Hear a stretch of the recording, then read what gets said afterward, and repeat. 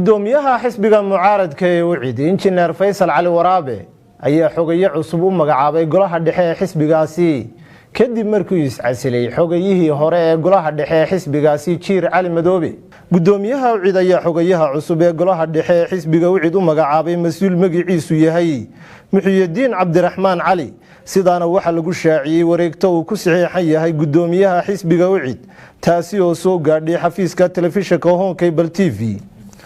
war-saxaafadeedka ayaa u dhignaa sida tan: gudoomiyaha xisbiga cadaaladda iyo daryeelka ee Wicid Injineer Faysal Cali Waraabe isagoo tixraacaya qodobka 22aad farqadiisa koobaad xeerka xisbiga sidoo kalena tixgelinaya ansixintii gudida fulinta ee xisbiga Wicid waxa uu maanta ay taariikhdu tahay 22 bisha 3aad 2020 uu magacaabay Muxyidiin Cabdiraxmaan Cali inuu ahaado xogayaha golaha dhexe ee xisbiga Wicid kadib markii uu arkay baahida loo qabo buuxinta jagadaasi kor ku xusan. sida awgeed waxa la farayaa dhammaan mas'uuliyiinta xisbiga Wicid inay u fududeeyaan hawshaasi loo igmaday si hufana ula shaqeeyaan. war-saxaafadeedkan ayaa waxa ku saxiixnaa gudoomiyaha xisbiga Wicid Injineer Faysal Cali Waraabe. adeega cusub ee shirkadda Dahabshiil iyo Idahab.